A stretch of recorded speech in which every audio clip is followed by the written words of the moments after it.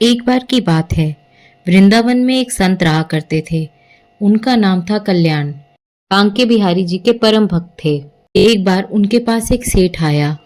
अब था तो सेठ, लेकिन कुछ समय से उसका व्यापार ठीक नहीं चल रहा था। उसको व्यापार में बहुत नुकसान हो रहा था। अब वो सेठ उन संत के पास गया और उनको अपनी सारी व्यथा बताई और कहा, महाराज, आप कोई उपाय करिए। उन संत ने कहा, देखो, अगर मैं कोई उपाय जानता तो तुम्हें अवश्य बता देता। मैं तो ऐसी कोई विद्या जानता नहीं जिससे मैं तेरे व्यापार को ठीक कर सकूं। ये मेरे बस में नहीं है। हमारे तो एक ही आश्रय हैं, बिहारी जी। इतनी बात हो ही पाई थी कि बिहारी जी के मंदिर खुल गए। अब वह संत उनके साथ अंदर दर्शन करने के लिए चला।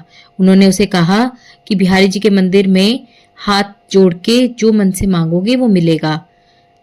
ये सब तुम्हारी इच्छा पूर्ण कर देंगे। अब वो सेठ बिहारी जी से प्रार्थना करने लगा।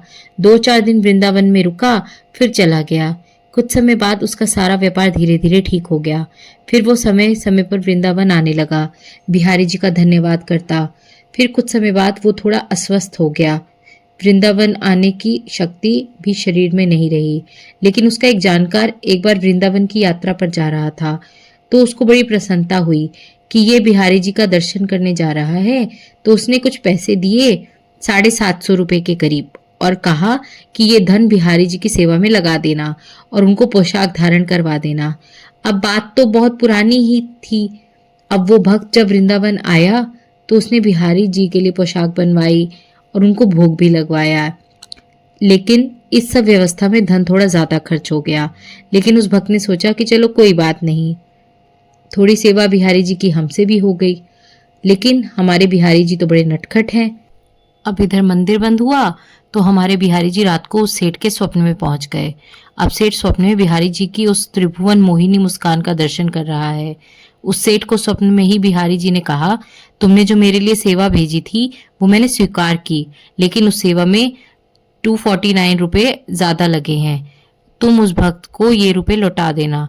ऐसा कहकर बिहारी जी अंतर ध्यान हो गए। अब उस सेठ की जब आंख खुली तो वो आश्चर्यचकित रह गया कि ये कैसी लीला है बिहारी जी की। अब वो सेठ जल्द से जल्द उस भक्त के घर पहुंच गया तो उसको पता चला कि वो तो शाम को आएंगे। जब शाम को वो भक्त घर आया तो सेठ ने उसको सारी बात बताई। तो वो भक्त आश्चर्यचकित रह गया कि ये बात तो मैं ही जानता था और मैंने किसी को बताई भी नहीं। सेठ ने उसको वो 249 रुपए दिए और कहा, मेरे सपने में श्री बिहारी जी आए और वो मुझे ये सब बताकर गए हैं। ये लीला देखकर वो भक्त खुशी से मुस्कुराने लगा और बोला, जय हो बिहारी जी की। इस कलयुग में भी बिहारी जी की ऐसी लीला।